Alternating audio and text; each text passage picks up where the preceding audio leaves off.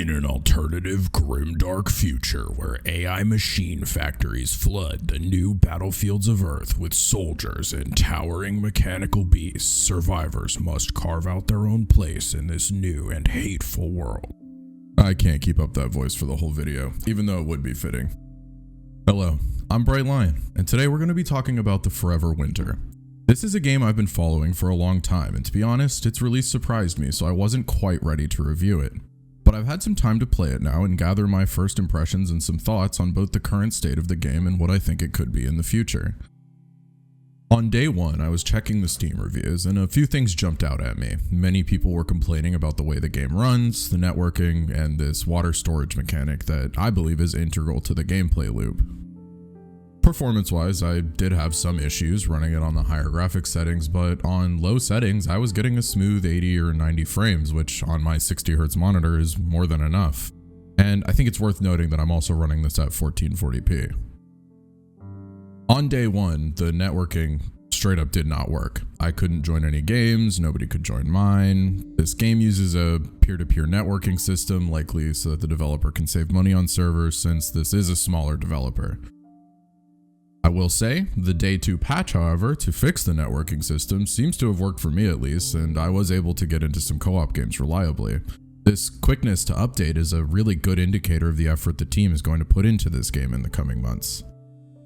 The water storage mechanic, however, is a bit more controversial, with a lot of people and reviewers indicating that it is more of a chore to play the game with this feature. Essentially, water levels in your hideout, called the innards, must be maintained or you risk the death and deletion of your character and all the items and upgrades that you've gathered while retaining your character levels. The game uses a prestige system where you earn experience to a cap and then you spend that experience to upgrade your character, but once you hit the cap, you must prestige. The prestige not only raises your base stats, but it also raises the cap of the XP that you can earn moving forward.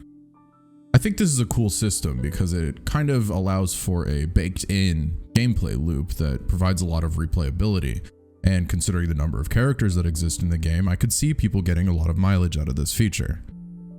Back to the water system, however.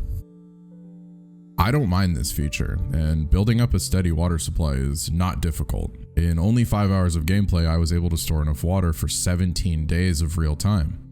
If I didn't play the game again for 17 days, I would lose my progress, but maintaining it does not take long, as the water and other items often spawn in the same place, so taking a few extra minutes just to pick them up on your runs is pretty easy. A big thing I noticed that could use some tweaking is the enemy AI. Sometimes they'll just straight up ignore me, let me run past them. Other times they can smell my fear through the walls and they'll hunt me down like a lion chasing its prey.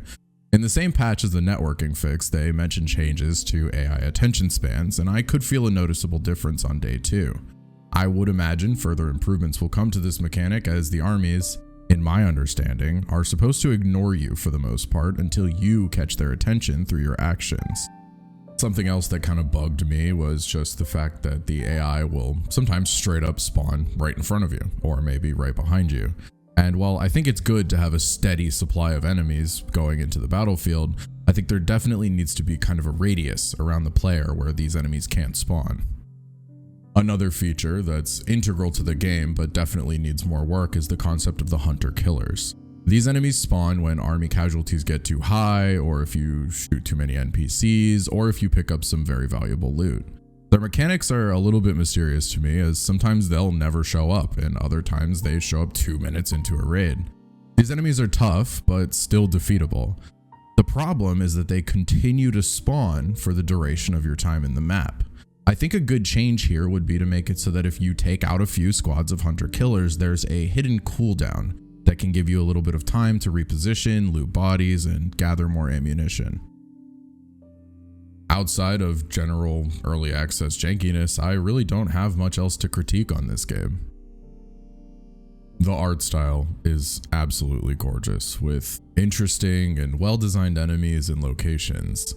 The world feels alive, and the wreckage of the world that was there before this endless war gives me almost a sense of loss as I look out across crumbling cities and war-torn fields dotted with bunkers, trenches, sandbags, and bodies. with towering mechs, giant robots, cyborgs, soldiers, tanks, helicopters, drones, and other weapons of war parading across the battlefield, shooting anything that moves. The world feels like it would continue even if I wasn't there. And I believe this captures the essence of the game and truly illustrates that you have no role in this conflict. While you can choose sides and perform tasks for the various different factions in the game, the soldiers on the ground don't care about this, and they will take you out if you get in the way. The Day 2 patch gave me a lot of confidence in the developers. They must have stayed up all night to get that working, and I honestly commend them for that.